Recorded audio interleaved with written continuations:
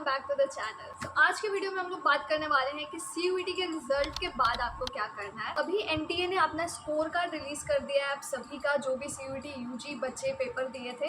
Score card release होने के बाद एनटीए का काम पूरी तरीके से खत्म हो गया है, यानी कि अब आपको करना है जो भी करना है। आपको क्या क्या करना है, कैसे कैसे करना है, कैसे आप यूनिवर्सिटीज में एडमिशन लोगे एंड कैसे आपका फी पेमेंट होगा, किस पोर्टल पे जाकर आपको एडमिशन लेना है, कैसे प्रेफरेंस लिस्ट बनानी है, सारा कुछ आज हम लोग इस वीडियो में डिटेल में बात करेंगे। सबसे पहला थिंग जो आपको करना है वो है अपने स्कोर कार्ड को जाकर डाउनलोड करके रख लो एंड उसका प्रिंट आउट चाहिए होगा जब आप डॉक्यूमेंट वेरीफाई कराओगे किसी भी कॉलेज के काउंसलिंग में। स्कोर कार्ड डाउनलोड कर लिया है तो उसमें आपको आपके नंबर्स मालूम पड़ जाएंगे कि कितने मार्क्स आपके आए हैं। बीएचयू के लिए कौन कौन से सब्जेक्ट आपके कोर्स के लिए चाहिए उसको कैलकुलेट कर लो, और डीयू के लिए आपको कौन कौन से सब्जेक्ट चाहिए उसके मार्क्स आप कैलकुलेट करके रख लो। अगर आपने किसी भी सब्जेक्ट का पेपर नहीं दिया है, जो कि इन दोनों कॉलेजेस या किसी भी ऐसे कॉलेजेस में आप जाना चाहते हो उसमें रिक्वायरमेंट है उस सब्जेक्ट की, और आपने उसका पेपर नहीं दिया है, देन आप पहले ही डिस्क्वालीफाई हो। आप फिर उस कॉलेज का फॉर्म भर करके कोई मतलब नहीं है आप अपने पैसे वेस्ट करना। सो आप प्रॉपर डिटेल में चेक कर लो कि आपने कौन कौन से सब्जेक्ट का पेपर दिया है, किस कॉलेज में आपको जाना है, उस हिसाब से आपके कोर्सेज सेलेक्ट होंगे। नाउ आफ्टर दैट एनटीए ने स्कोर कार्ड रिलीज किया है, उसके बाद अब कॉलेजेस अपना रजिस्ट्रेशन पोर्टल ओपन करेगा।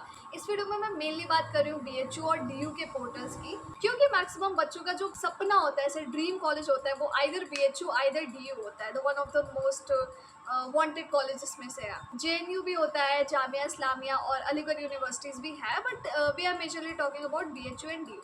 अगर आप डीयू चाहते हो देन पहले तो आप वेट करो कि डीयू अपना रजिस्ट्रेशन पोर्टल ओपन करे। उसके रजिस्ट्रेशन पोर्टल का नाम है CSAS पोर्टल। गूगल पे जाकर टाइप करोगे DU CSAS पोर्टल रजिस्ट्रेशन, तब जब रजिस्ट्रेशन पोर्टल ओपन होगा आप जाओगे एंड उसको पूरी तरीके से फिल करोगे। उसमें आपके पर्सनल डिटेल्स, स्कोर कार्ड का पूरा फ़ोटो, आपकी फ़ोटो एंड जितने भी डिटेल्स होते हैं, जो भी इन्फॉर्मेशन उनको चाहिए होता है, वो सारा कुछ आप फिल करोगे।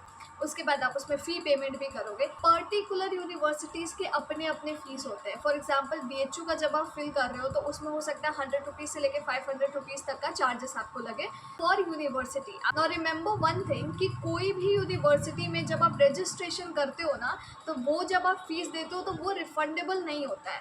आप रजिस्ट्रेशन के टाइम पे फीस दोगे, वो आपको, आप सोचोगे कि आपका एडमिशन नहीं हुआ तो आपको रिफंड हो जाएगा, वो रिफंडेबल नहीं होता है। बट वही अगर आप एडमिशन ले रहे हो तो आप बहुत सोच समझ के एडमिशन लेना, क्योंकि बहुत सारी यूनिवर्सिटीज़ के अपने अपने रूल्स होते हैं कि वो कितना पैसा रिफंड कर रहे हैं, फुल कर रहे हैं कि नहीं। एंड अगर आप डीयू में ले रहे हो तो आपका 20-25,000 या उससे ज़्यादा भी आपका एडमिशन चार्जेस के टाइम पे पैसा लगता है। एंड मान लो आप वहाँ से कैंसिल करा रहे हो तो आपको सम परसेंटेज ऑफ जो भी फ़ीस आप सबमिट करते हो वो आपको रिफंड हो जाता है। सो रजिस्ट्रेशन वाली फ़ीस को बिल्कुल भी एडमिशन वाले फ़ीस से मत करना। एंड बहुत सारे बच्चे बहुत सारे यूनिवर्सिटीज़ के फॉर्म भर देते हैं, रजिस्ट्रेशन कर देते हैं, क्योंकि उन्हें लगता है कि फ़ीस हमें तो वापस हो ही जाएगी जो भी हम लोग फिल कर रहे हैं, but it's actually non refundable. Now अब हम लोग डीयू की बात करें तो डीयू में सबसे इंपॉर्टेंट है वहाँ पे प्रेफरेंस लिस्ट पढ़ना। DU have more than 70 colleges. So 70 colleges में आपको कौन सा कॉलेज चाहिए, कैसे आपको अपनी प्रेफरेंस लिस्ट बनानी है जिससे कि आपको आपका ड्रीम कॉलेज मिल सके। देखो, अगर आपका स्कोर कम है तो बिल्कुल भी ऐसा मत सोचो कि जो सबसे टॉप लेवल कॉलेज है उसको नंबर 1 पे रख दो, आपको मिल जाएगा, तो ऐसा नहीं है।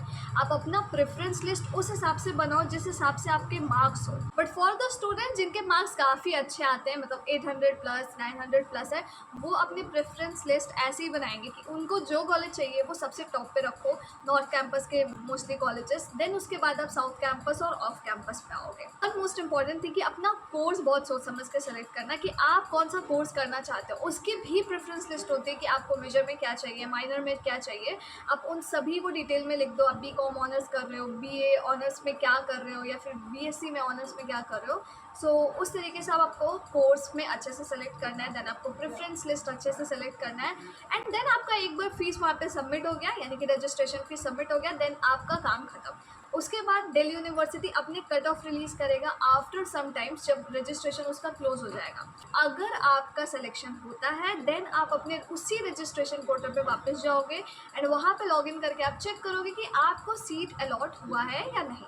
सीट अलॉट हो जाएगा, देन आपको फीस पेमेंट करना होगा, फीस पेमेंट करते ही आपकी सीट कंफर्म हो जाएगी। Let's talk about BHU। As like मैं BHU की स्टूडेंट रही हूँ, सो आई डीपली नो कि कैसे कैसे एडमिशन प्रोसेस होता है। And when I had given the exam of CUET, जो मुझे कुछ भी आइडिया नहीं था कि मुझे कैसे क्या करना है। BHU के लिए सबसे पहले तो उसका पोर्टल है cap portal, CAP, cap portal for BHU। And जब BHU का रजिस्ट्रेशन ओपन होगा, सेम आपको प्रोसेस करना है, आपको कैप वाले पोर्टल पे जाना है, वहाँ पे आपको पूरा डिटेल्स अपने फिल करने हैं, रजिस्ट्रेशन फीस भरनी है, एंड देन उसके बाद आपका रजिस्ट्रेशन वहाँ पे हो जाएगा।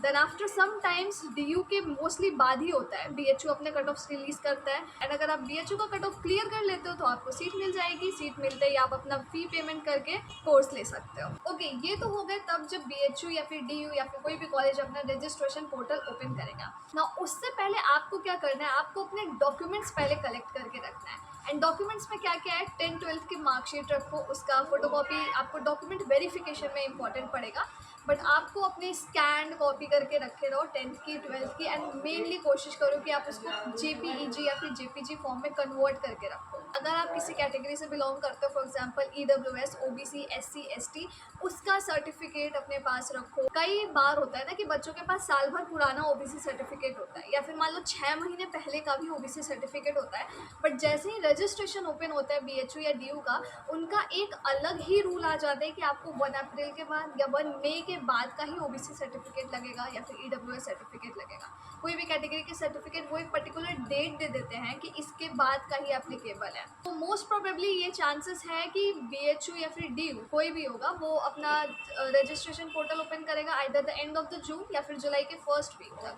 तो उनका जो भी सर्टिफिकेट का क्राइटेरिया रहेगा वो मैक्स टू मैक्स हो सकता है अप्रैल या मई तक का हो, कि उसके बाद का आपको OBC सर्टिफिकेट चाहिए। So it's very good chance कि आप अभी अपना कोई भी सर्टिफिकेट है वो बना कर रखे रखो। आफ्टर दैट आपकी पासपोर्ट साइज़ फ़ोटो होनी चाहिए, वो आपको ऑनलाइन ही अपलोड करना है। सो आप ऑनलाइन ही उसको JPG या JPEG फॉर्म में कन्वर्ट करके रखो। आपका ऑनलाइन सिग्नेचर जो होता है उसको भी आप सही से करके रखो, ताकि आपको जब रजिस्ट्रेशन कर रहे हो तो आपको कोई दिक्कत ना हो, आप तुरंत चीज़ें अपलोड कर लो।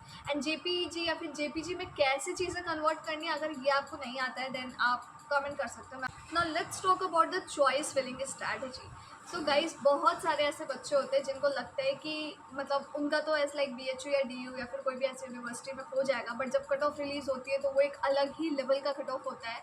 तो उस वक्त उनको समझ में आता है कि भाई इसमें नहीं होगा, एंड तब तक रजिस्ट्रेशन का चांसेस ख़त्म हो चुका होता है। सो इट्स वेरी बेटर कि आपका जो ड्रीम कॉलेज है, यानी कि जो आप चाह रहे हो उसको आप फिल करो ही करो, साथ में आप कुछ स्टेट कॉलेजेस या फिर कोई बैकअप कॉलेज जिसमें आप कंफर्म हो कि उसमें तो सिलेक्शन हो ही जाएगा, उसका रजिस्ट्रेशन भी ज़रूर फिल करके रखना, ताकि इन केस अगर आपका कहीं से भी एडमिशन नहीं हो पा रहा है या फिर किसी भी रीज़न से नहीं हो पा रहा है, वेस्ट ना करो इस साल को, आप एडमिशन ले लो। अब दोबारा नेक्स्ट ईयर पेपर दे के एडमिशन अपने ड्रीम कॉलेज में ले सकते हो, बट एक साल पूरा वेस्ट करना just for a degree like BSc, BCom या फिर BA, आपको पूरा साल का ड्रॉप नहीं लेना चाहिए from my side. If there is nothing any chance कि आप ड्रॉप के अलावा कुछ नहीं ले सकते हो, देन इट्स ओके, आप ड्रॉप ले सकते हो। लास्ट में आपको कुछ नहीं करना है, रजिस्ट्रेशन हो जाएगा, कट ऑफ रिलीज़ होगी, आपको रेगुलरली अपना पोर्टल चेक करते रहना है ताकि आपको मालूम पड़ता रहे कि आपका सिलेक्शन हुआ कि नहीं, सीट अलॉटमेंट हुआ कि नहीं।